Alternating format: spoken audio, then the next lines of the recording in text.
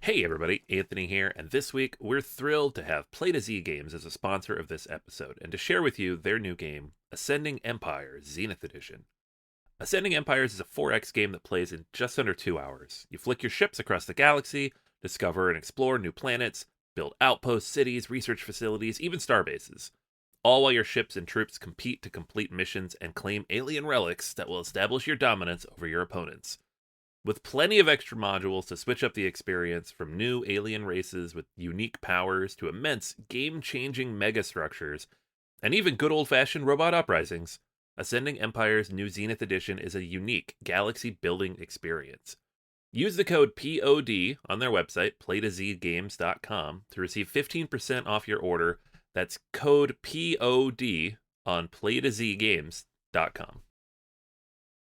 This episode is brought to you by Progressive Insurance. Fiscally responsible, financial geniuses, monetary magicians. These are things people say about drivers who switch their car insurance to Progressive and save hundreds. Visit progressive.com to see if you could save. Progressive Casualty Insurance Company and Affiliates. Potential savings will vary, not available in all states or situations.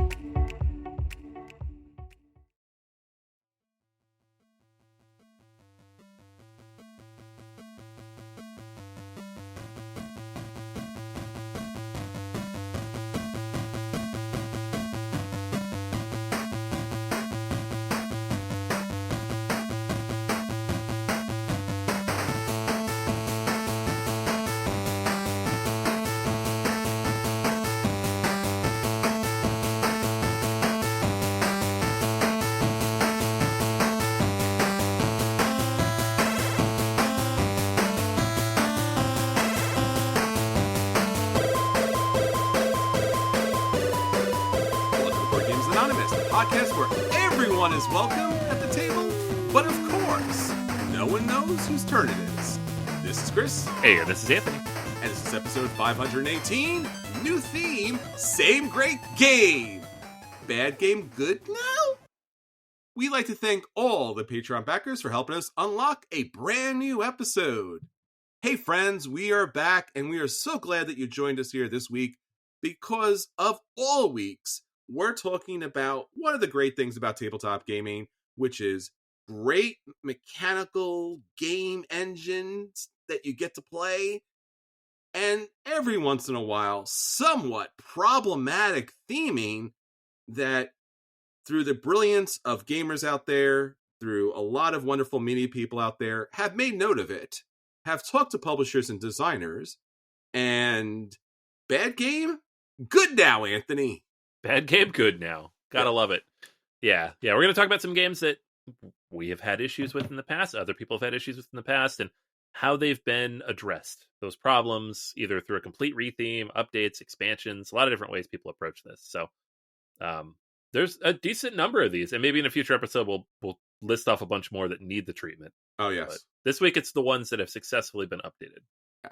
A lot of good games that we're so glad that have now reemerged, been reimagined, being reinvented, and deserves tabletop time for you at the table. So that's going to be a fun feature. Everyone's involved in that. So the voice of the gamers are out there and in this particular episode. Always love seeing them.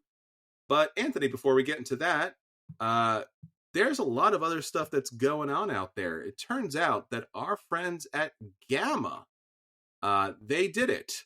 Once again, Gamma has announced their Origin Award nominations. Okay. Now, I haven't looked at these yet, so how much fun should I be making of these award nominations? Because if you haven't listened to us in the past, yes, this is an annual thing that we do where we look at the Origins Award nominees and we say, what? Why?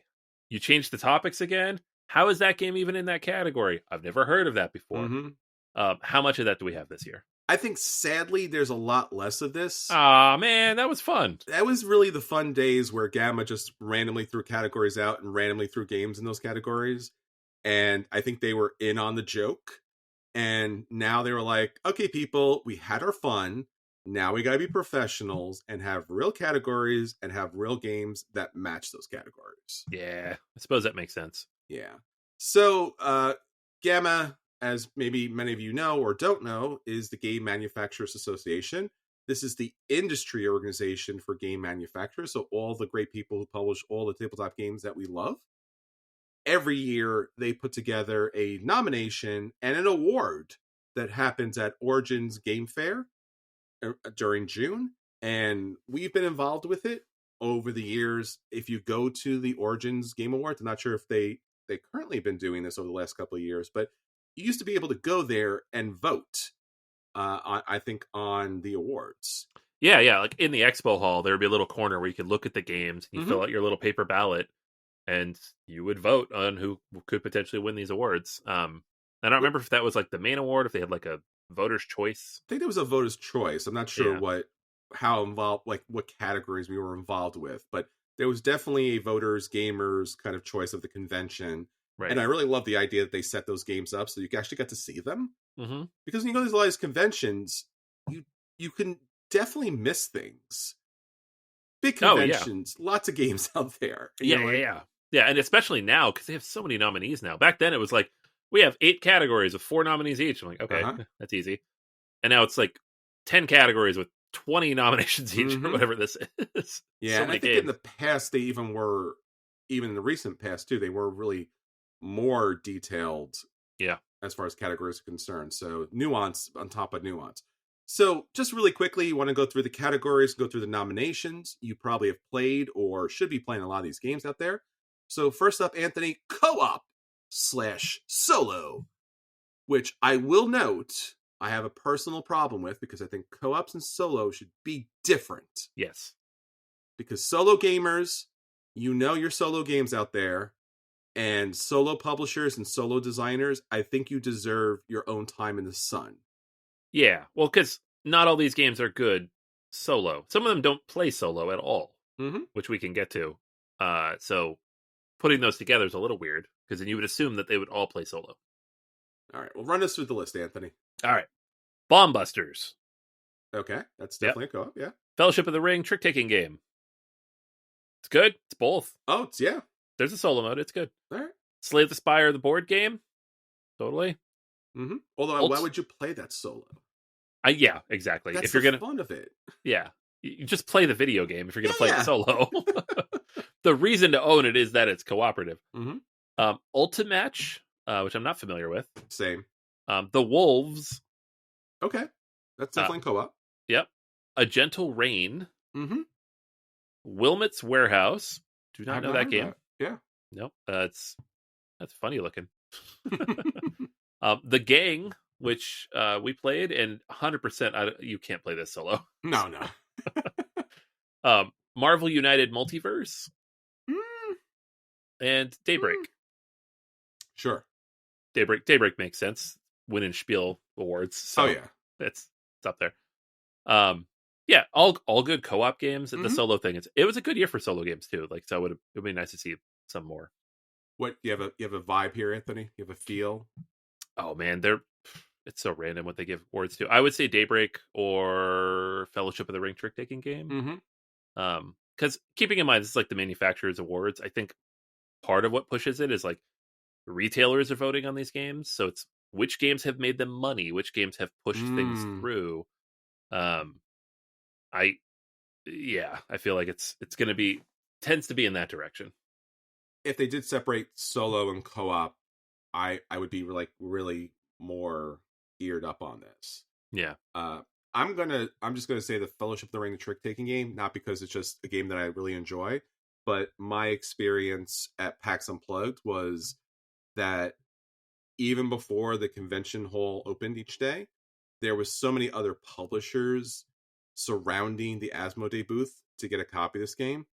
And the PAX people were like, no, you get back. You don't stand here. Like, you gotta wait until the door is open. You can't wait here until the door is open. So I think even the other publishers were on board for this. And it's a fairly inexpensive game, and it's in a nice size box, and the production's very good. So I think it hits a lot of marks. Right. I also agree with you, like Marvel United, obviously blockbusters, but I think that's just going to get forgotten because it's a crowdfunded game. Yeah, and it's like version 3 of a crowdfunding game. Yes. So. And it's the least of all of them because it's multiverse, which most people, unless you're a crazy fan like I do, can name random characters that no one knows of.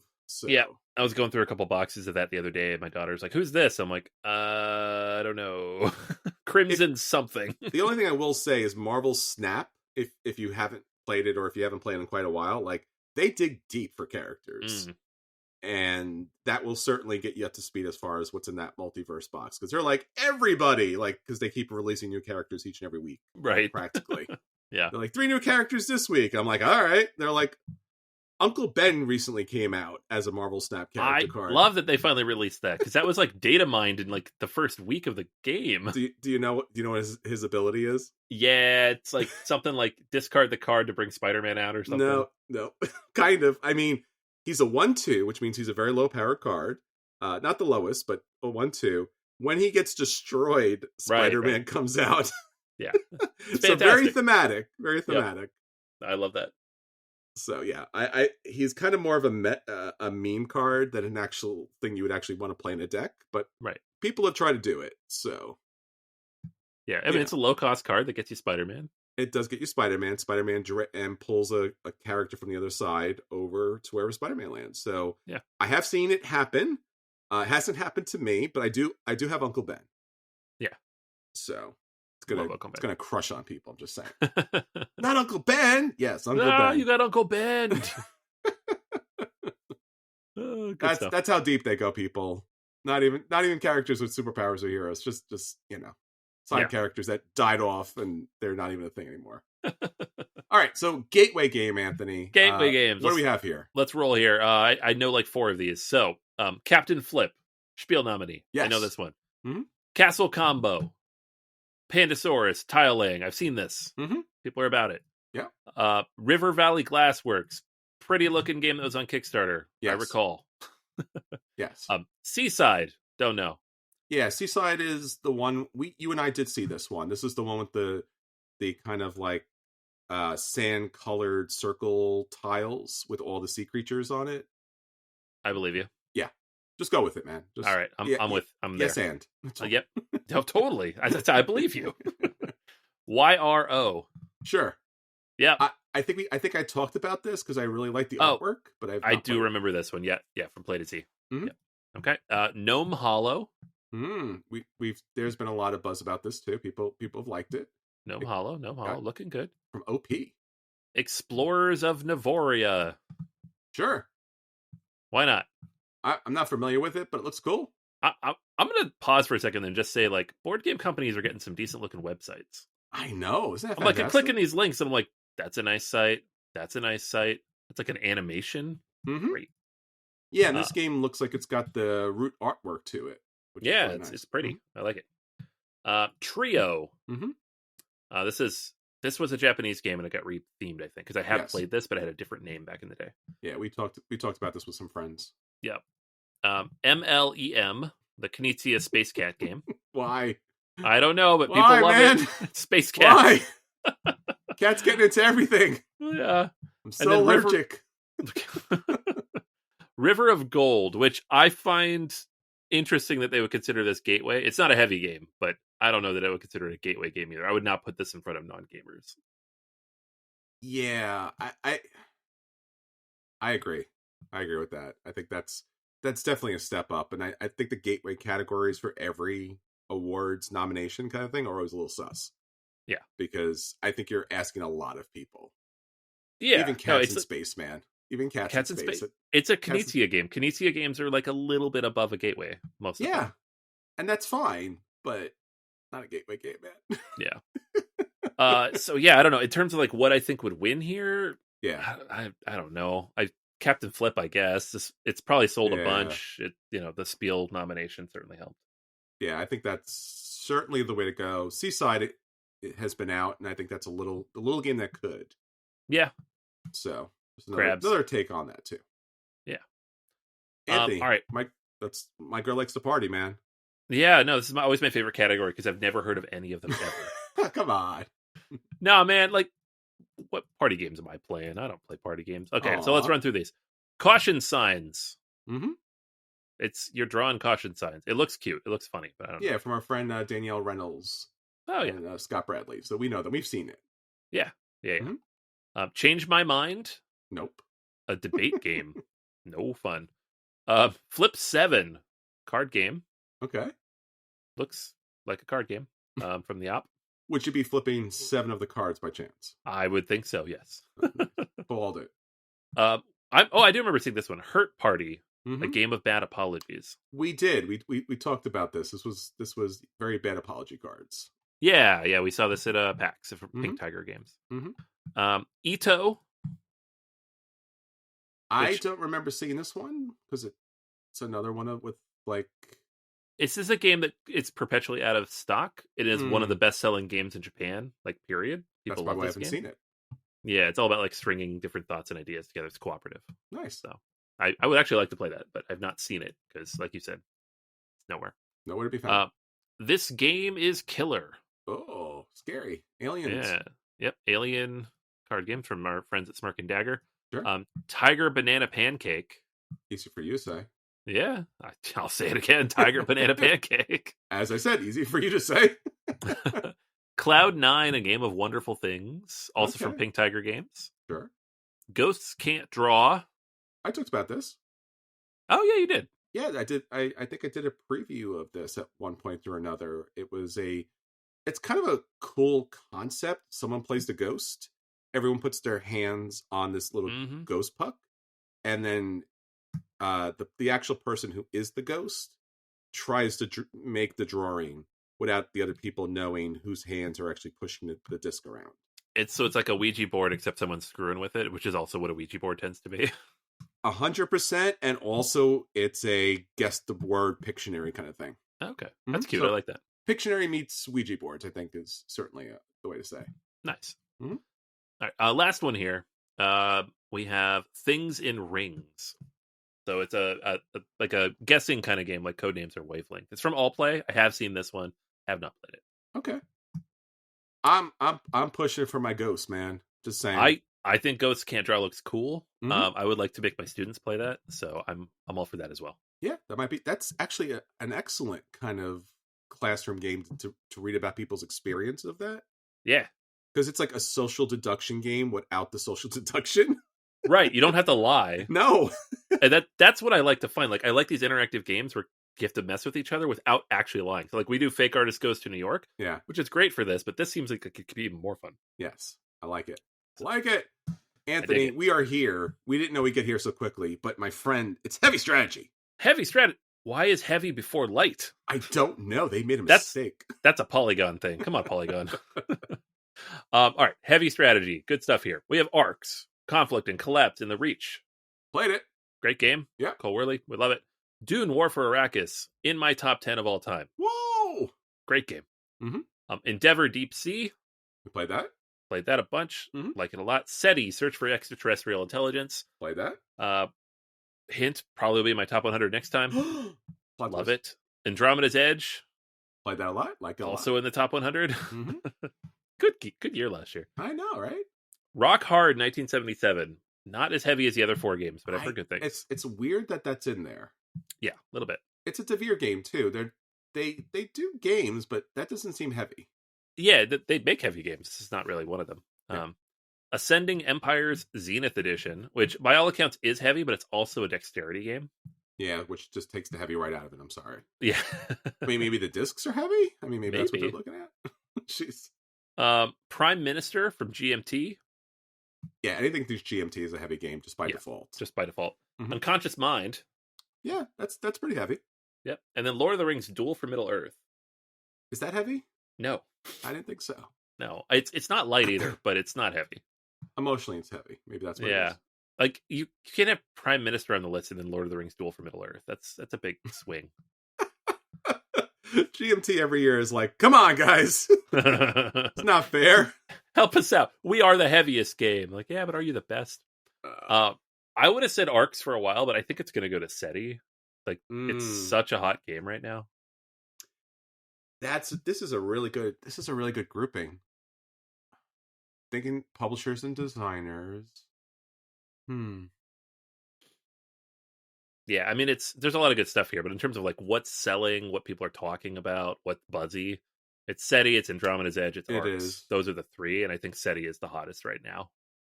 Yeah, I guess so. Yeah. And CGE, like, they're the way that they produce games is just like this is their game. Yeah. And that they're 100% supportive of that. Yeah. So, yeah. Yeah. Endeavor Deep Sea might eventually pull up a little bit more. I could see it's a very good game. Mhm. Very good game. Yeah, but I think you're right. I think SETI takes that. Yeah. All right, now let's get a little chill. Light it up, Anthony. Light strategy. Chillax. I don't quite know what the difference is between these and Gateway, Sure, but that's a good question. because they're kind of in the same ballpark in terms of complexity, but we'll go with it. Boop the Halls, Christmas version of Boop, which is super cute, so can't argue. Nope. Confusing Lands. I picked this up at PAX. It's just like one of those 18 card micro games. It's very cute, very easy. I like it. Creature Caravan. Yeah, this is like a big box. It's $60. I bought it. I played it with my daughter. It's like an hour and a half. There's a lot going on here. It's medium weight for sure. Far Away is super hot right now. People are all about this game.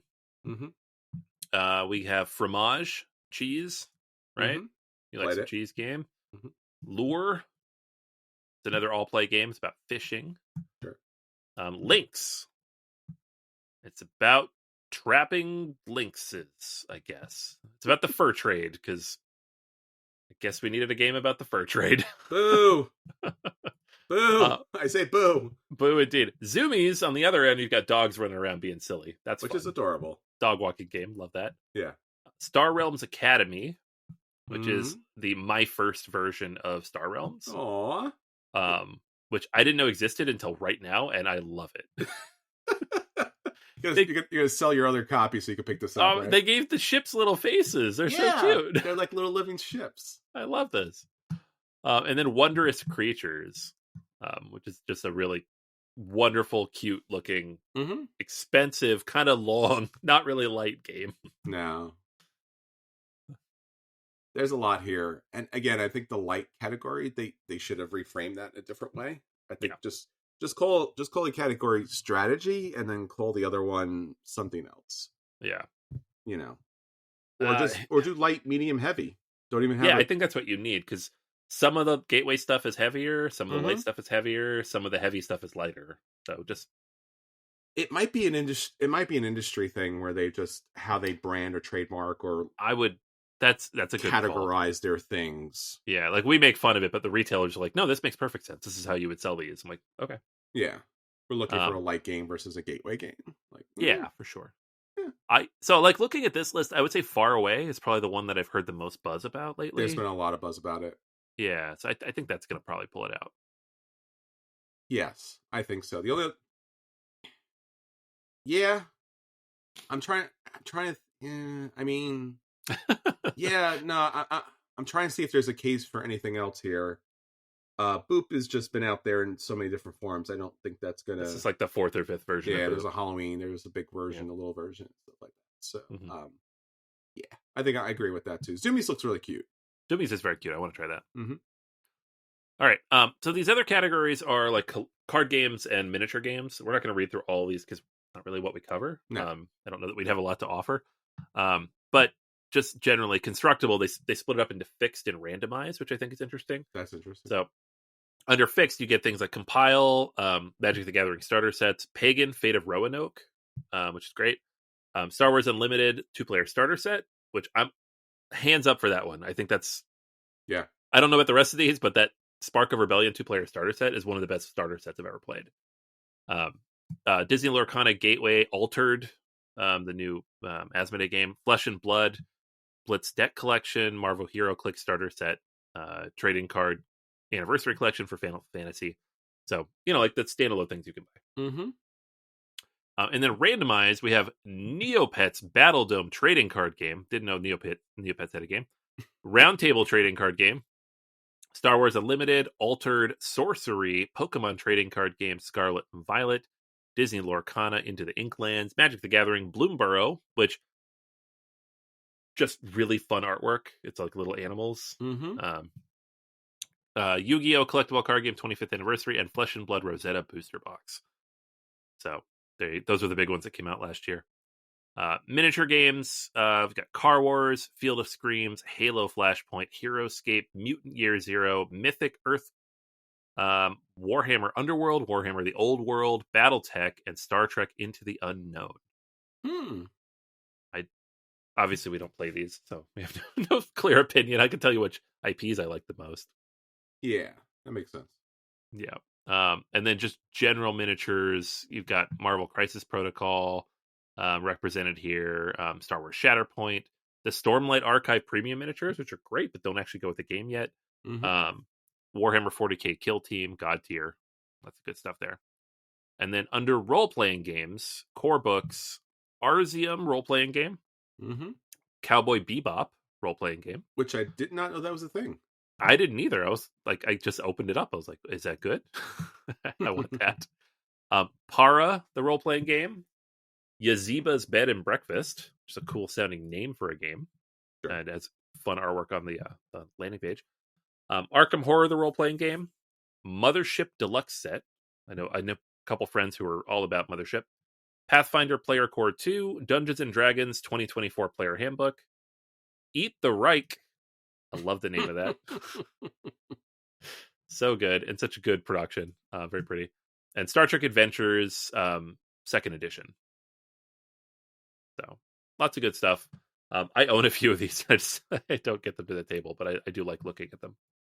No, they're great. They're like a mix between a board game and a comic book. They're kind of that crossover there. So much fun. So anyways, fun stuff. We'll let you all know who wins in 3 months. So yeah, at Origins they'll announce it. Remember we used to do the Origins media thing? Yeah, that was the thing we did. Yeah, we went to the awards once. We sat in the front row. I had my computer out with tweeting. To be fair, the tweeting was a thing. The front media row.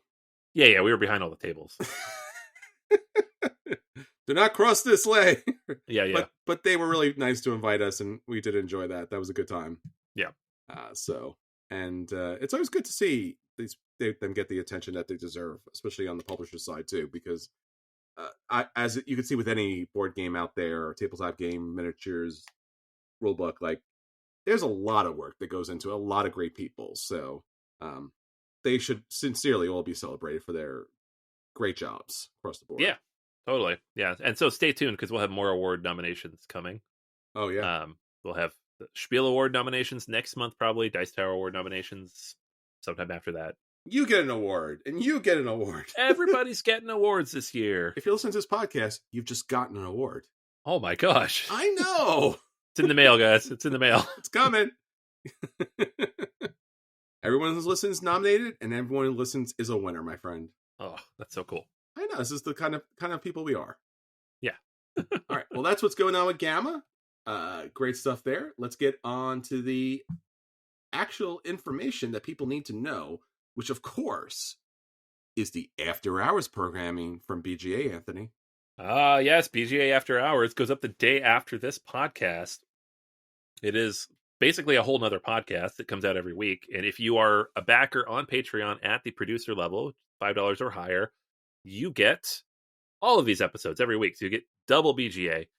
We talk about all sorts of stuff. So sometimes we talk about the things we've been watching. Sometimes we talk about like video games. Sometimes we talk about the world in general, our lives. But just the same kind of like lively banter that you're used to, but just not necessarily board games. Yes, we have an innie and an outie, and this is our outie podcast, and then we do an innie podcast.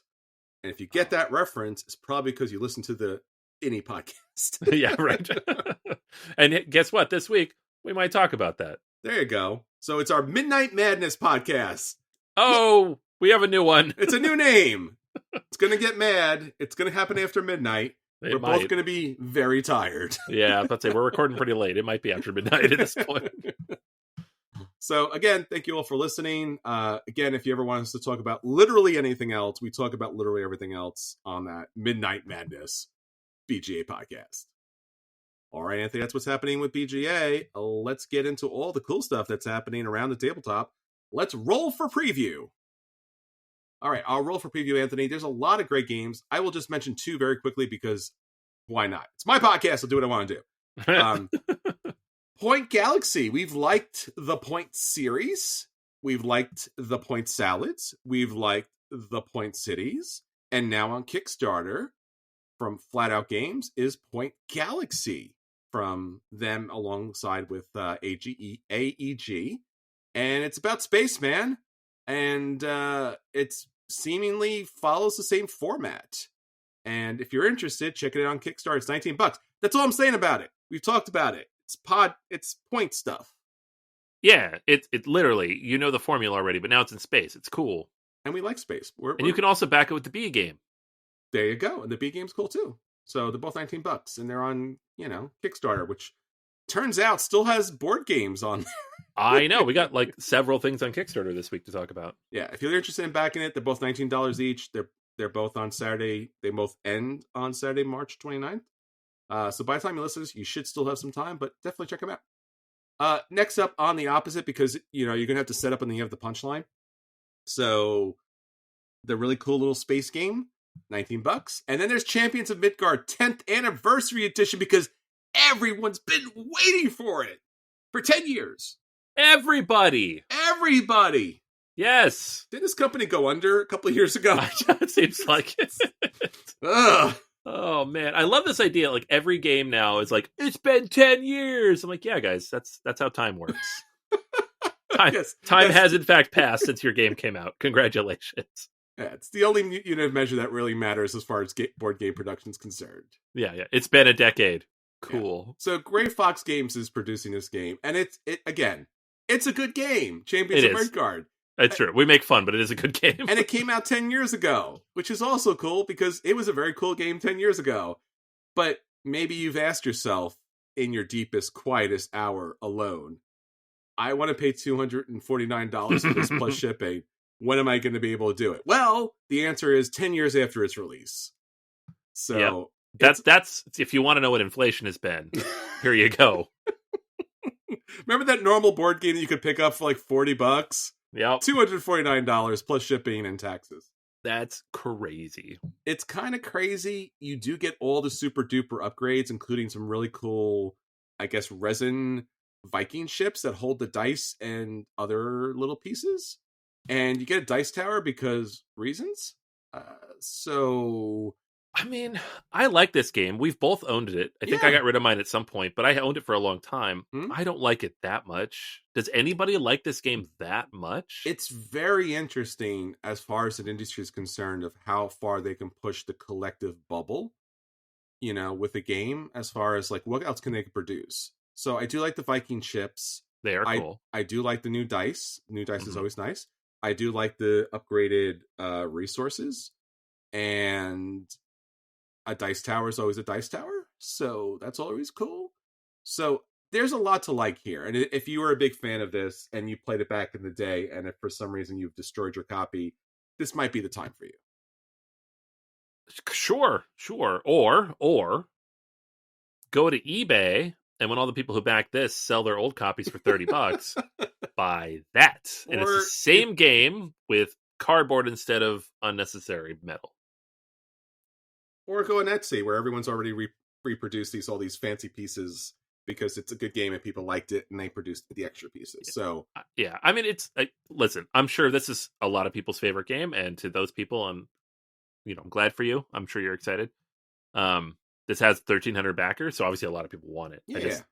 It's not that I have a problem with Champions of Midgard or like having an upgraded version of this. It's that, does every game need this? Do we need a $250 version of every single board game that's in the top 500 on Board Game Geek? Like, yes. No, stop. If you do have the original version, you could pick up an upgraded kit for $89. $89. Oh my god. Is the thing that you can do. We've talked about, and obviously we should continue to talk about trade embargoes and tariffs and shipping and 20 other things that are happening. So anything that you back, we're not just pointing out Champions of Midgard here, but anything you back right now, do keep that in mind, because read the fine print. If things do change financially, will this affect your game? As far as, will you still receive it, or will the cost change?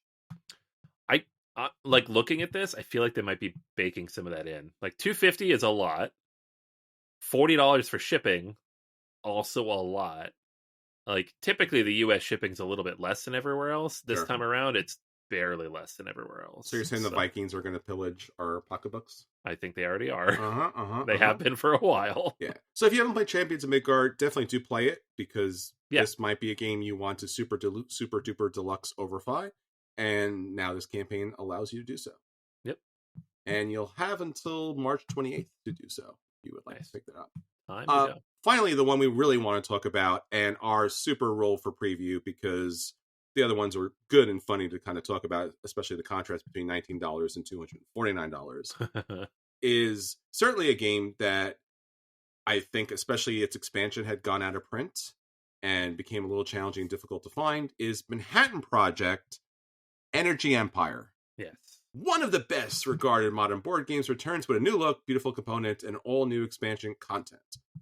And it's on Kickstarter. It's also from Canada. Are we going to see this game?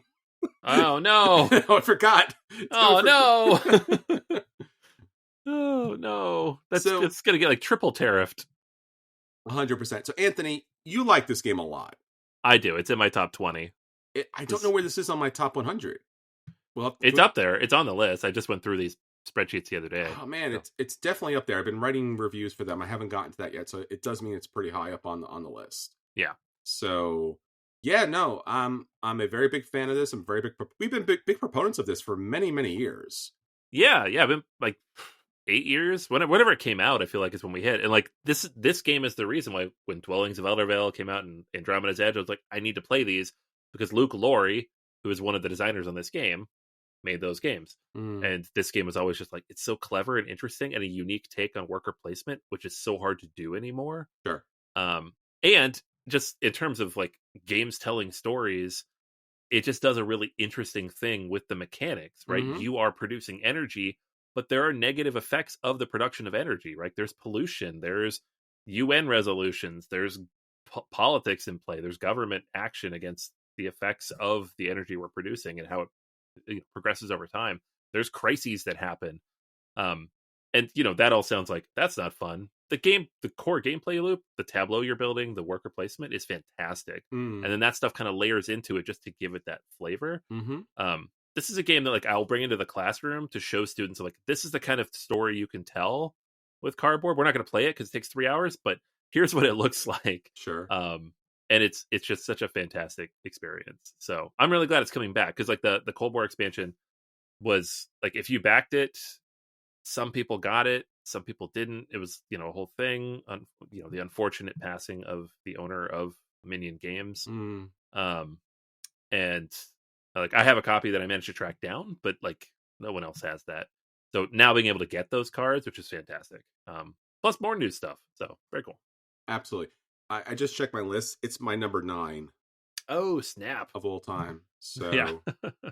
Yeah, no wonder I haven't gotten to it yet. But I everything that you said, Anthony, I can't say anything more. But the only one point I want to hit again is the dice. Yeah. The idea that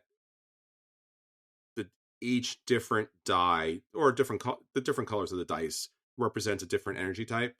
And the more toxic, the more power you can get from it. And that press your luck kind of situation is fantastic. I mean, it's such a great thematic learning experience. Yeah. And again, it came out of nowhere. And the Manhattan Project, I think we talked about this way many years ago when we talked about it in the review, was something that kind of like imprinted on it because that was the brand that they were running with at the time. So if you played Manhattan Project about, the Cold War, this is not that. This is its own game. It just happens to have the title and the theming for that. But this one, certainly with the new artwork here, does make it stand out. Certainly. It does, yeah. It's a definite look and feel. I don't love it personally, but it's more like my aesthetic preferences. It's doing it well. Yes. It's just very flat, and from a distance, it looks kind of plain. Like, I don't love the boards. I don't love the worker placement spots. I don't know. There's a lot of things here I don't love visually. But that said, I know it is an aesthetic choice. It's not like they messed it up. It's just, no, it's very Glory to Rome. I think you had very mentioned. flat. Very so flat. the only thing I will say, I would agree with you that I like the other artistic version better. Right. Is when I play with other people, this can be a very challenging game. And the simplified artwork and the board design might lend itself to a better gameplay experience. Sure. Just because things are a little more clear instead of utilizing that Manhattan Project artwork. Yeah. I will miss the little people, though. Just saying. Yeah, I love those little meeples. They're great. Great.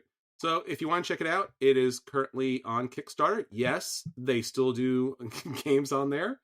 It's about $51 US, which is kind of crazy effective as far as games are concerned. So, yeah, you could try all that new stuff. And it is currently and will be up until Tuesday, March 25th. So check it out. And that's our roll for previews, Anthony. All right. Awesome. All right. Anthony, roll it and let us know what our roll for review is. All right. Rolling this week for review, I got a chance to play Star Trek Captain's Damn Chair. It, I wanted to play that. I know. My friend messaged me just kind of out of the blue on Fridays or Saturday. He was like, do you want to come over tomorrow? And I got Star Trek Captain's Chair. And I was like, I don't think I'm free, but I'm going to make myself free because I want to play this game. There you go. Made it happen. You did a thing. That's fantastic. So this is designed by Nigel Buckle and David Turczi. It is the Star Trek version of Imperium, which was it's different enough that it's not even listed as a re-implementation of on Board Game Geek, but it is. Like, I played this and then I came home and immediately played Imperium Horizons just to kind of refresh. I'm like, this is a similar game, right? Like, yes, it's very similar in a lot of ways, but a lot of stuff has changed to make the game more interactive, more of a dueling game. Imperium technically plays 1 to 4 players. Most people play 1 or 2. Star Trek Captain's Chair is just a 1 or 2 player game, period. So, which I think is a good thing to do because 4 players in this system would be a nightmare in terms of AP. So the way the game works is everybody's going to pick a faction. I say everybody. The 2 of you are going to pick a faction. There are 6 of them to choose from. Jean-Luc Picard, Next Generation, Benjamin Sisko, Deep Space Nine, Michael Burnham, for some reason, we have Discovery in here, Kolhoth, the Dahar Master, Sela, and Thylek Shran. So we got, like, basically someone from each of the different eras of Star Trek here. And each of them plays a little bit differently. So, like, I played Jean-Luc Picard. It's my first game. My friend's like, this is the kind of beginner one. And that's something Imperium had to, like, they told you the difficulty of the different factions. Like, this one's 1 star, this one's 4 stars, just so you know what you're getting into. And they are very asymmetrical, right? Like, the rules are very consistent throughout, but your cards are going to do different things. And you're trying to build towards something. So, like, my deck, Jean-Luc Picard, my bonuses, my goals were around getting allies and putting those allies on ships, right? So it's very diplomatically focused. And it, I was playing against my friend who was playing against Benjamin Sisko, which was a lot more like, get a bunch of ships and build out your ability to do war, right? So it's a little more like antagonistic versus mine was supposed to be diplomatic. So the core idea of the game is that you are there's a little deck of cards that each have like a certain number of like victory points on them, and anytime you would get a victory point during your turn, you take it from that stack. At the end of your turn, you also take one of those and move it off onto the marketplace. So you're adding victory points to the market, and that's your timer. It's like the deck, and each time a card goes down, you clear that off, you pull the next card, you restack it. So the number of turns varies. It's a lot, though. Like, I didn't count, but it was something like 15 something turns, and each turn can take a while to complete because you're doing a lot of stuff. And so on your turn, you are going to resupply, which is your income phase. And so any cards that you have in your tableau that say resupply, you get some cool stuff. Then you're going to do the control step. So there's a like row of locations in the middle of the table where you are going to send your ships as well as your away teams. And if you have at least 3 points of control on a location, and you are up by at least 2 against your opponent, you will take control of that location.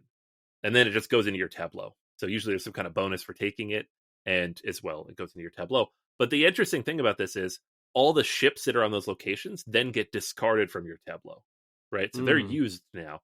So sometimes, like, strategically, you kind of want to like put your ships out there, drop some away teams, and then move your ship away and try to take control with just the away team, so you don't like have to cycle your ship back through your deck. So that's a very interesting part of it as well. And then you get to action phase, which is 90% of the game. This is where you do all your stuff. So you get 3 action tokens throughout your round, and that's the same as Imperium. And they're really cool, like the little plastic things that look like the action bars from Star Trek. Whereas in like Imperium, it's like a little annoying. It's ugly little cardboard disc. And some cards, the cards themselves can be overwhelming to look at first. They have a lot of information on them. I'm not going to go through all of it, but I will say every card does multiple things for the most part. So a card might have like 4 play effects, and when you play it, you're going to pick one of them, right? Some of those will cost an action. Some of them are free actions. Some of them are other things entirely. So you kind of have to, like, as you look at your hand, you might, okay, there's 5 cards in your hand, but there might be 20 different actions to choose from in those 5 cards. It's a lot, which is, again, why I'm glad it's just a 2-player game. And so once you've played all 3 of your actions, the round is over. But not only are those free actions you could potentially play, any card that's already in your tableau that has like an ability on it that you can exhaust the card to activate, those are free actions. So you can exhaust all bunch of cards. So I had this big old tableau that I built up with like 4 different ships and like 5 different control locations. And you can also put one of the characters from your deck into the first officer spot. And so now you have like an extra person out along with your captain, because you start with the captain out. So now you have 2 characters out, and later with some upgrades you can get a 3rd person out. So you're kind of building your bridge crew, and so those give you even different abilities that you can take. Anyways, what I'm trying to convey here is there's a billion things going on. I'm not going to go through all of it because it's too much. But I'm playing this game, right, Chris, and I'm thinking like, okay, I liked Imperium fine. The rules were a bit overwhelming. I didn't really get into it because it was always hard to wrap my head around it. This simplifies a lot of that. That's good. It's still got multiple decks to draw from, but it's kind of clear what they are and where they're coming from. Okay. And you don't have like this weird mishmash that they have. You don't always get the negative cards every time you take a card too, which was something Imperium had. And it's Star Trek, and there's an awesome tableau building element to it, and it's multi-use cards. I'm like, Chris is going to love the snot out of this game. Sometimes I'm not sure. This time I'm like, he's going to love this game. Yeah. I almost felt a little guilty. I'm like, I'm playing it before him. So, I don't know. I'm not supposed to be buying games this year, but game's pretty good, man. Sounds good. Yeah, it is Imperium with all the edges filed off. The rules are a little bit better. I guess the only big issue that I had with it is like you only get those 6 factions out of the box. Sure. Imperium Horizons, I think, had 15 or something, and the original boxes each had 10-ish. So you got more. It's also kind of expensive, probably because of the IP. It's like $60 or $70. I think it's 60, and discounts down to 40 something. So there's all that, but like mechanically, it's like so streamlined and boiled down, and I don't know if it matters if you love Star Trek or not. Like, I like Star Trek and I know these characters, but I'm like, I don't think I'd care. I think it's just a really fun engine building puzzle type of game. Sure. So I'm reviewing this off of a 2-player play. I have not gotten a chance to play it solo yet because I don't have a copy yet. It's super out of print everywhere. Everyone ran out of copies very quickly. But I think I will love it. So there's that.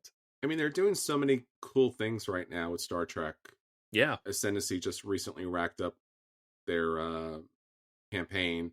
Yep. And there's also WizKids have the brand new miniatures games, right. which gigantic capital ships fighting out. So I'm excited. This is great. And I've always asked you about Imperium because it seemed like something I would like.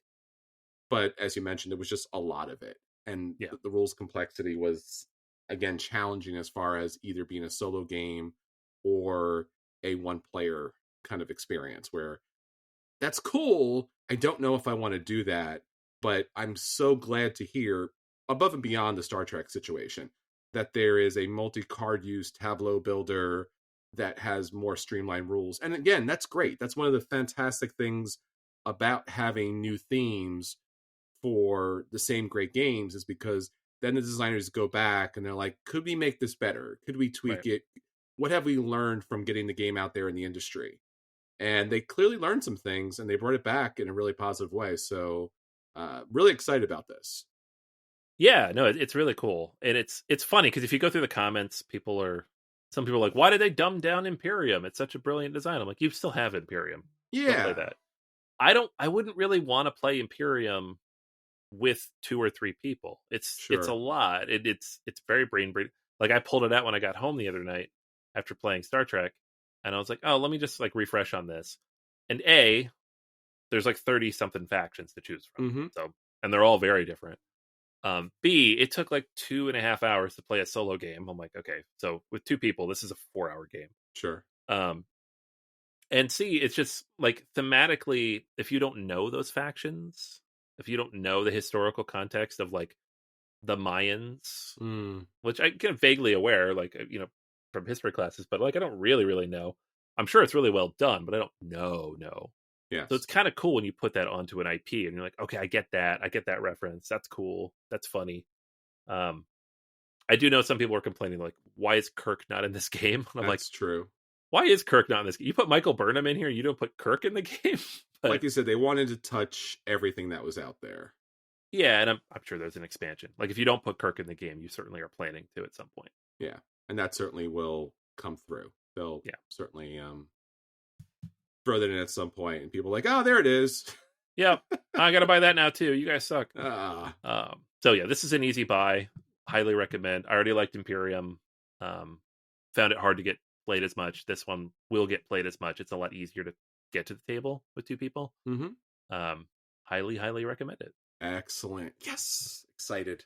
Yes, very excited. One of us will get it, and we will play, and you will enjoy it, I hope. Sometimes I say this, I'm like, you'll love this. You're like, nope. Dang. So close. So very close, my friend. Almost did it. All right, well, that's our roll for review. Now on to our feature review. So our feature review this week is new theme, but same great game. Bad game good now, Anthony? Yeah. Yeah. Sometimes it's good now. Sometimes games go away and they come back even better. Yeah. So these are games that they're not bad mechanically. No. Maybe one, but mostly not bad mechanically. The problem with the game is outside of mechanics. It's theme. It's almost always theme, right? It's games that were designed kind of in a vacuum without consideration of like their impact socially, culturally. And we, certain things that we've moved past and, collectively decided aren't really a good fit for these games anymore. And so the designers go back, or they bring in someone else and they revise them, and they're like, hey, what about this? And in these cases, we're like, yes, please, thank you. Let's talk about them. Yeah, and there's a lot of great games. And we've talked about this for many, many years. A lot of times when we talk about games that have problematic themes or just elements that are just antiquated, archaic, and destructive throughout, and the industry and I would say this objectively, what a game is supposed to do is bring people to the table. Yeah. And there are games that certainly attempt to do that, but they might be missing certain qualities or understandings about the world larger than themselves. So we wept over the fact that so many of these brilliant designers have created mechanical masterpieces. But again, because of reasons, and well-founded reasons, they're not playing. They're not getting to the table. And because of our and other people's comments and questions and concerns, in a very positive, productive, collaborative, supportive way, we want these designers and publishers to succeed. And we just want to make them aware that every once in a while, not so much. So if you could take that back, cook it a little bit more, throw some different things in there, pull out that unnecessary old stuff that's just not working, we would love to see that. And they did. And we're really grateful because, again, these games deserve tabletop time for their mechanics and certainly now for their theming. Yeah. No, it's crazy that when we started this podcast, nobody was doing this with anything. No.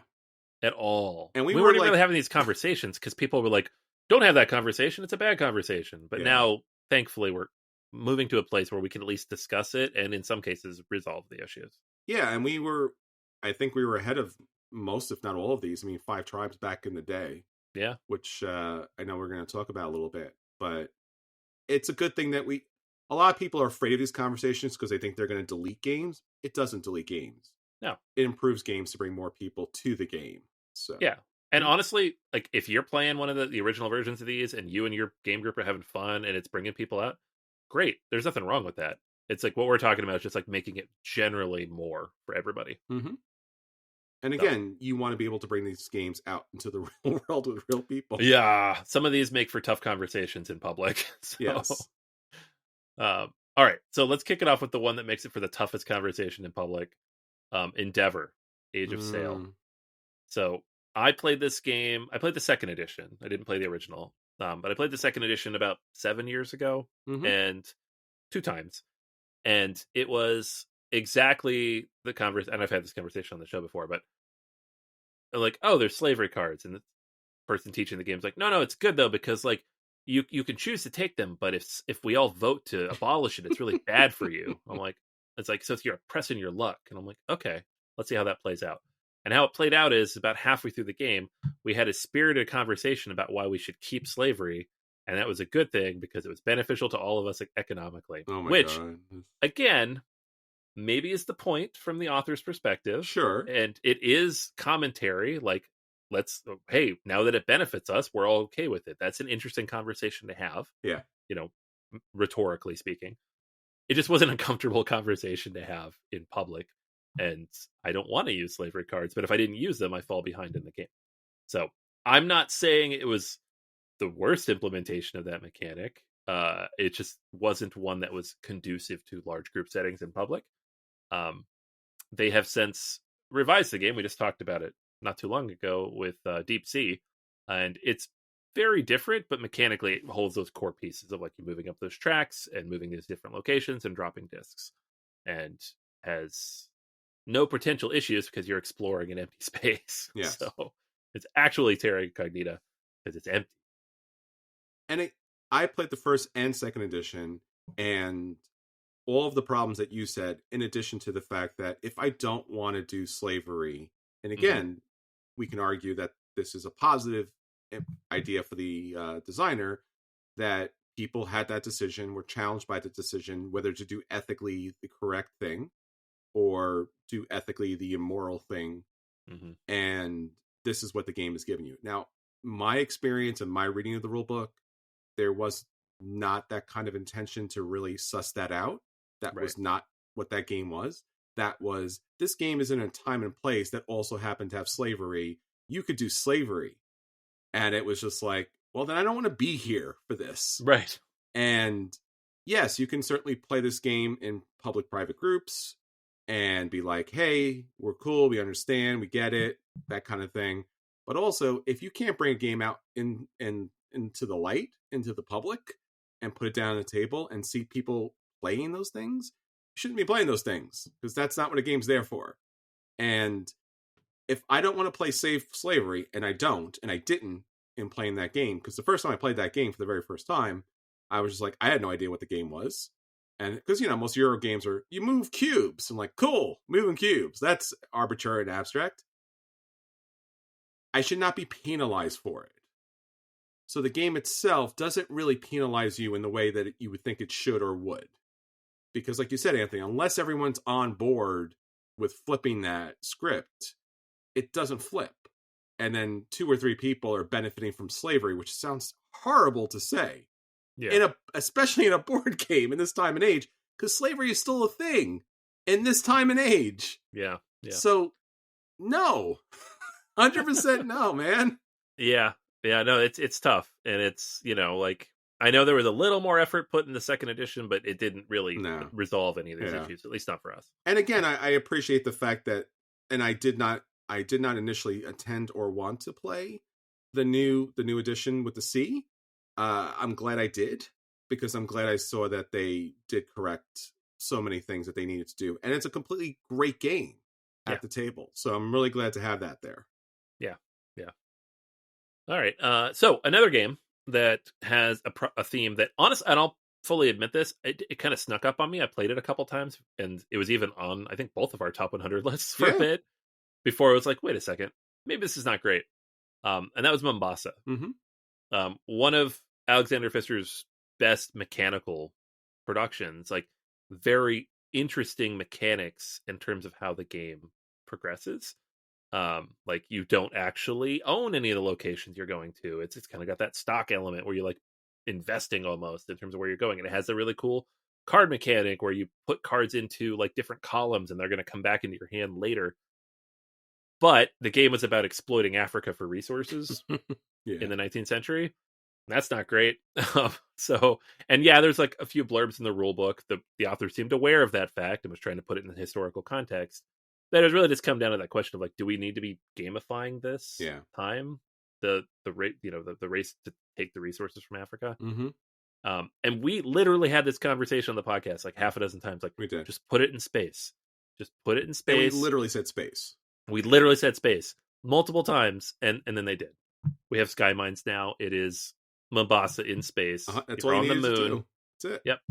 You're a bunch of companies mining the moon for resources. It's the exact same thing. The game is great. There's no difference. So you can do it. Just change the location. It's fun. And again, I'll own up to that as well, because again, another Euro game at the table I did not own, and someone brought to the table, and it's cubes and it's markets, and even the board itself, an obscured map of Africa, right? It's not the whole continent. Yeah. It's just a bunch of shapes on the board, and had played it, I think, twice. And again, never looked at the rule book, because again, also being an American and also being a Eurogamer, where we don't care or consider about anything other than our own, well, let's say once upon a time, democracy and our own lands, because we don't know anything else about anybody else, kind of, which is kind of sad. We need to learn, and that's what tabletop gaming does really good. It teaches us things about the world that we did not learn in school. So once you do learn and understand what exactly you are doing and where you exactly are taking things from, you're like, oh. So like, yeah, you're like, oh no. And I think as gamers, especially as Eurogamers, you have that conflict, and you want that resolved in the best way possible. And they did it with Sky Mines. You got the same great game without all the problematic elements to it. And I don't want to participate in that. And I don't want the next generation to think it's okay, because the designer created such a brilliant mechanical design and doesn't need to have that in the game. So, right. And again, this is back in the day too, when this game first came out, where we all had these discussions openly about, is it okay? Like, we know that exploiting these third world countries, and again, the only reason why they're third world countries is because first world countries exploited them. So, and obviously we came down to the right decision, and so did the designer and the publisher, and we are so glad that they did, because now we can play it. Yes. Yeah, no, it's great. And it's good. It's on my shelf right here. And I still have Mombasa, but explicitly so I can bring it to my class and be like, here's this one. And they're like, oh, why did they make it like that? I'm like, and here's the same game, but in space. And again, the sin is never you did something wrong. The sin is the fact that, like, you could have done it. You could have corrected it. Yeah. And they did correct it. And again, appreciative of that. Yeah. All right. So moving on to the next one, another Alexander Pfister game, Maracaibo, which is a game about sailing around the Caribbean and the like drumming up support with the three nations that have kind of carved up those countries as their own through colonialism. And it's there's 100 games that do that. Yes. So it's not doing it in a different or like Endeavor and Sky and Mombasa were particularly egregious. Maracay wasn't egregious except the fact that it came out relatively recently, and we why are we still making games that do this? Yeah. But they kind of went back to the drawing board and they released an expansion a couple years later, Maracaibo: The Uprising, in which there are multiple different campaign modes and legacy tiles that can come into play about working cooperatively or not to kind of help the people of this space, of these islands, kind of rise up against their colonial the overseers. And it's pretty abstracted, I will say, like how all that works, because the game in general is pretty abstracted. It's just an interesting idea for an expansion. It's different, right? It's tackling the core problems of the theme in the original game in an interesting way that makes the original game, you don't have to even change it necessarily. Now we've complicated the thesis, right? We're taking the core idea and now you've complicated it to the point where now it's interesting and thoughtful and thought-provoking, and you don't even have to have those thoughts or conversations. You can just play the game and have fun. But it's cool that it exists. Yeah, and again, it's an exploitation of the Caribbean and all the islands, and it kind of glosses over the fact that your ship is picking up resources and riches and people, and doesn't tell you really how. And the game itself doesn't lend itself to that kind of exploration or knowledge or education. And it seems like, in a lot of ways, kind of just a race game throughout. Yeah, so totally is. Yeah, Alexander Pfister kind of acknowledging the pushback, the feedback that he got from the industry and from all the gamers out there of like, wait a minute. And he did the right thing, took a look at it, and was like, oh yeah, in fact, what you were doing in the first game was very wrong, to the point where there were uprisings. And let's acknowledge the uprisings, because those were very brave people that fought back against all these colonizers, as he said. And it adds some, again, if you're going to do history, do the history. If you're not going to do the history, then put it in space. Right. Because we don't need to reenact the suffering and the destruction and, all that kind of fun stuff.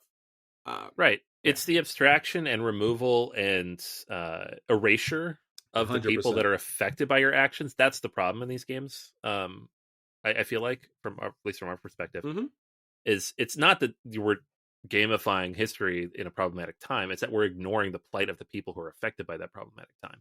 Yeah, it was a fun time. Like, you play the game, it's like, this is a really fun time. It was not a fun time for people. It was right. It was quite the opposite of that. So if you're going to put historical characters and situations and time periods, do it, but do it without the erasure, and recognize and add the thematic elements to the problematic situations in which you're, applying that to. And he did with the expansion. We appreciate that. Yeah. All right. Next up, we have Catan, which has reinvented itself like 100 times over the last 30 years. It started out as the settlers of Catan. It was these settlers arriving at this quote-unquote empty island, right? And finding all these resources magically. Over the years, that's kind of been revised, and now we know that they were Vikings landing on an empty planet. Empty island. Should have been an empty planet. Mm-hmm. Empty island, in the northern Atlantic, etc., etc. But we've gotten there slowly. Now we have Catan New Energies, which is the new version of this, in which you are in the future and deciding, as you build up your society, are you going to invest in clean energy or go for the cheap fossil fuels, which could potentially be catastrophic for your island? Like, if you have to be careful with this. And I love this idea. Any game that has this option where, like, yeah, you can get the cheap, easy thing, but it's going to bring you pollution. It's going to be problematic. You're going to have to deal with the outcome of that, like the conversation that you have with that.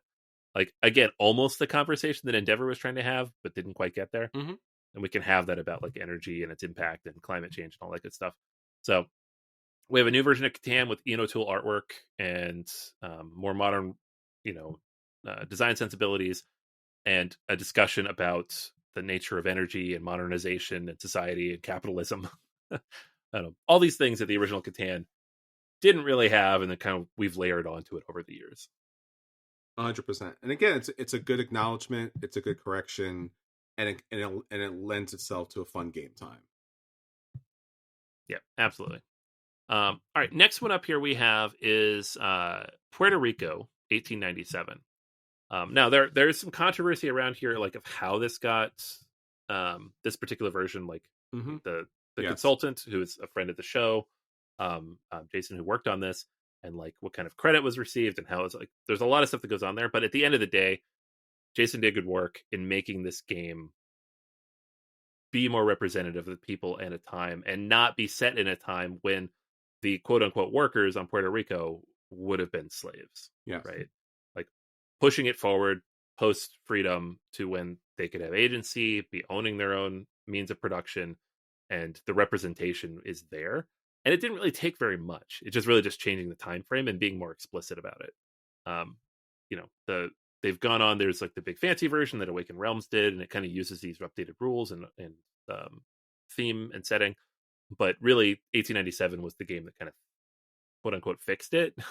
Yeah. A game that had these little brown discs set in the early 19th century, and it's like, that's not great, guys. So yeah, I'm half Puerto Rican, and I remember getting into the hobby, and I wasn't playing Euro games at that time, and had heard that Puerto Rico was at one point the number one board game of all time on BGG's Top 100, and I was very excited because as a Puerto Rican person, we don't get a lot of recognition on any level. So to have a game that is representative of their culture out there, and then you play the game and you're like, huh. You play the game and you don't think about it because, again, it's cubes and it's plantation tiles, and maybe you're not familiar with the history and such, and you're like, this seems odd and weird, and I don't own the game, so I'm not really sure of the context of all these things. But it's Puerto Rico, right? And it's fine. And again, you also grew up with this colonizer context and mindset because that's how you were raised in the culture and the system and the education. Like, this is okay. These are things that happen. 100% these are things that happen. 100% these things were not okay. And over time, it's like, can we address this? Can we keep the same great game, but obviously recognize the erasure that's happening here, that these brown colonist cubes are actually slaves, or natives have been made into slaves to work on these plantations, not for their own labor or for their own benefit, but for colonizers. So Jason Perez, along with some other people, created a game. Again, some challenging, interesting, problematic elements. You can find that online as far as more discussion about that. But great appreciation from myself and from other people out there, for sure, that you get to have the same great game with a far better production and non-problematic elements to it. So I'm very happy across the board on this. And I'm actually absolutely in the rule book because I did help. Yeah. I helped a little bit. Yeah, right. Full disclosure, Chris consulted on this game. I know, I did a little thing. And again, thank you to the publishers and designers for actually doing that, because I know it doesn't seem maybe a big deal to you, but it is a big deal. So appreciate it. Yeah. All right, I'll kick this one back to you again because you mentioned it at the top. Mm-hmm. We've talked about this a few times over the years, but 5 Tribes. So here in very short, I talked about this story maybe a decade ago at this point. I was at a meetup game group at a mall in the dining area, and someone brought out 5 Tribes and was like, hey, look how beautiful and colorful this game is. And I'm like, great, well, let's play this. And we played the game, and in the playing of the game, at some point, you get these cards, these resource cards that you get to utilize throughout the game. And I swear to you, I have these cards, and I got this card in my hand, and I'm like, what is this? And someone on the side of me pointed out, that card is a wild resource. So you can trade that card for anything. Wow. What luck, a wild resource. Wait a minute. What is this card? It is a very dark-skinned, emaciated man in shackles. It's a slave card that I can use as a wild resource to sell, to trade for any other resource. And sitting to the left of me or the right of me at the time, there was someone who I would game with, again, at these meetups. Didn't know him personally, but who looked very much like the character on this card. Very dark-skinned fellow who was a fellow gamer who I had played with many times. And I'm literally holding the card in my hand and looking down at it and looking up at my fellow gamer here. And I'm just like, what are we doing? Like, it was a very real moment. Like we talked about, with Mombasa and even Puerto Rico, where it's like, seems odd, but you don't necessarily get it. And here's a picture in front of me. Here's a person in front of me. Picture, person, picture, person. And I was just kind of struck by that. And I think in a lot of ways that kind of set off our radar, our alarms on, hey, wait a minute, something's wrong here in a very serious way. And we talked about this a lot. We went to other podcasts. We kind of made some noise about this. And I hope and believe other people did as well, because again, it was unnecessary. It's not a historical game. It has djinns in it, magical genies in the game, and a lot of colorful meeples. Why the heck is it in the game? Why? Yeah. And it lasted for all of what, like 3 months? The second printing, they got rid of them. And then they also gave people an opportunity, if you did already have the game, you could replace those cards with a deck that they would send you of replacement cards.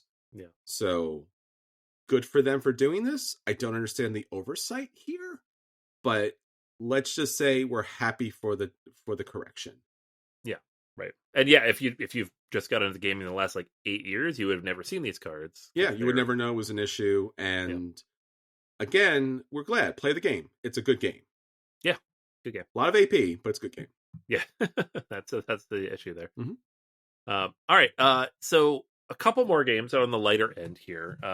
This one is kind of a fun, quick one, and it's not like the theme isn't necessarily problematic because you can have fun with it. Sure, it's more like I wouldn't play this in public. Oh yeah, we're going to talk about that game.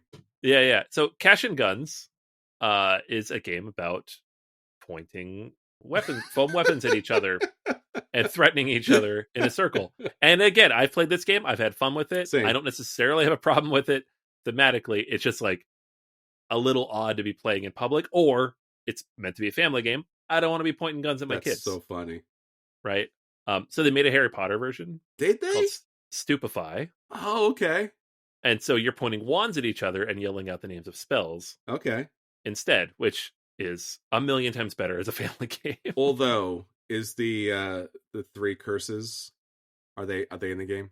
Oh, I don't know. Okay. I don't know. That's a good question. It's been a while since I played it, but sure. It's, I don't know. Like, and Stupefy is fine.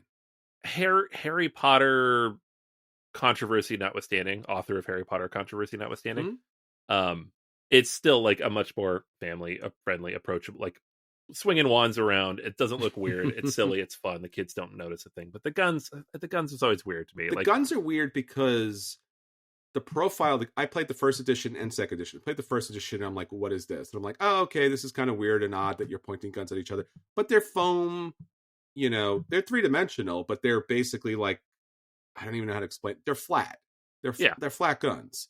But they look like, from a distance, you would think they would actually gun because they're shaped like a black gun. Right. And again, I don't know if that edition had the red tips. I don't think so, or at least there were. I don't remember. One of them doesn't. The second edition does. I know that, and that has John Kovalek artwork from Munchkin. Right. So the artwork is a lot more fun and funny, where the first edition is more like gangbangers kind of situation. The first one has some problematic artwork. Yes, I will say. Like some things get very close to the line. And second edition, cartoony with the cap gun look. It's a little less problem. Like it's good, but again, I don't want to play that in a group. In public. And I'll also say too, which is a little bit of an oddity, but you and I both work in higher education and worked in school systems, and we bring a lot of games to school systems. This is a game you would never bring to a school system. No, you can't. Because any security professional, any law enforcement officer now more than ever would tell you somebody will mistake that black foam gun as a real one, and you will either get in trouble or get yourself shot by somebody, including law enforcement. I will get fired is what will happen. That's also a thing, because you don't want to be pointing guns at people, especially in this day and age of shootings left and right. So Stupefy is actually the smartest thing possible. Yeah, that's the same thing, but now we're doing a silly wizard thing, and it's great. We love it. So we appreciate that, and that sounds like a lot more fun. I did not know that game existed, and now I will have to pick that game up. Right. Mhm. Yeah. All right. So one more. And this popped into my head because I was at a game night the other night, and it happened to be at a bar, which I don't love doing, but it's where the game nights are in Philly. Mhm. And the group behind us, while we were trying to play Between Two Cities, was playing Secret Hitler and shouting and screaming and hollering and yelling and Why? I'm Hitler. And I cannot with this game. I just cannot. I don't like it. I don't like that it exists. And if you love it, I love and respect you. I'm sorry, but um, for that reason, right? Like a game in which somebody has to be Hitler and people are trying to find them, and it's a lot of yelling about being fascist or whatever. Um, there are like 30 fan-made variants of this game. Mhm. Many of which I have no problem with, several of which I've played. So there is Secret Cthulhu, Mhm. right? There is Secret Romulan. I didn't know that There was a is thing. That's a thing? Secret Sith, Oh, okay. right? Secret Voldemort, Okay. Secret Pirate, Secret Krampus, Mm. Secret Ganon for the Legend of Zelda fans out there, Secret Alien, just making it Among Us themed. Sure. So there's a lot of different things here, and there's a bunch more. Secret Spider from Game of Thrones. Oh, yeah. So I would rather play any of those. I don't really want to play this game in general, so just so you know where I'm coming from. This is not my type of game, but the Secret Hitler theme, man. Every time I teach my board game class, at least one student writes a paper about how this game is problematic. Like, and I was like, yeah, it is problematic. I don't want to hear about like people yelling, "I'm Hitler" in public. So yeah, different versions, different theming, please. Thank I you. mean, literally in some countries, that would get you in trouble. Like, Yeah, it's illegal. yeah, in Germany half of and Europe. Austria, I'm sure that would Yeah. be a thing with the symbols and such. Yeah, and like increasingly now, I'm just like, it's not ironic anymore. It's not. You can't be cynical about it. It's like No. people are actually doing these salutes. So like, let's just not. Yeah, Can we imagine not? we're yes, we're in that place in time. Look, if you like this type of game, as Anthony mentioned, there's a lot of other versions of this game, and maybe it does not seem like a problematic, challenging situation for you. But look, we're a podcast that's only and always about bringing as many people to the table as possible, and you want to have as many people at the table wanting to play games with you. Right. So, for the sake of your own game time at the table and bringing a lot of cool and different people to the table, this does not need to be part of your, weekly game night. So please, for the sake of everyone involved and for, even if it sounds silly, the glorification of this or the lightness that comes along with this, play a different version, man. Like, be better. Just be a better. play the Resistance. Play Blood on the Clock Tower is apparently amazing, and it doesn't have a Hitler in it. So Look, if you have a Hitler in your game, or if your game has any mention of Hitler in a like fun, jovial kind of thing, like Jojo Rabbit did it. It rocked it, it crushed it. Watch the movie, understand why it's a problematic thing in the best way possible. But for everybody else out there, hard pass, man. I'm sorry, hard pass. I know. Oh man. We will, yeah. All right, folks. There you go. Now, if you have more of these, let us know because I'm always looking out for these. I like having them, like being able to talk about them, bring them to class, show them to people. If you have other games you want to nominate that could use the new theme, same great game treatment, let us know as well because we'll be doing an episode on that in the future. So, in fact, Anthony, bad game, good now. Bad game, good now. Yeah, these are all good games. Yeah. So the new theme, same great game. We appreciate everybody, publishers, designers, artists, everyone out there, redeeming, rehabilitating, bringing these games back out to the table because there are excellent games and they are never needed to be those problematic elements. Bring more people to the table, people. That's all we're saying. More people to the table. Bring them. Don't miss out on all the amazing different people out there that could join you at your game night. Until next time, this is Chris. And this is Anthony. And we'll save you all a seat at the table. Take care, everyone. Bye.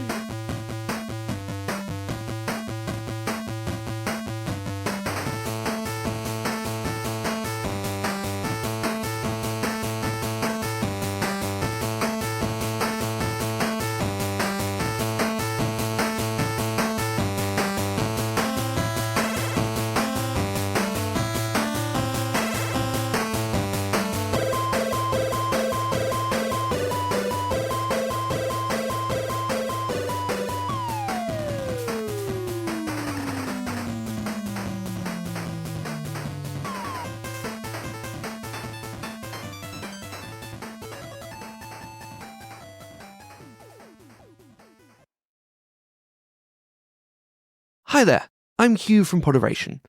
If you like today's show, why not check out Dungeons and Dragonfruits, the bizarre, strange, and queer in every sense of the word D&D podcast. Join 5 friends as they laugh, learn, and adventure their way through the weird, wonderful world of Widdershins, where dragons hatch from trees and have adventures of all forms in every shape and size.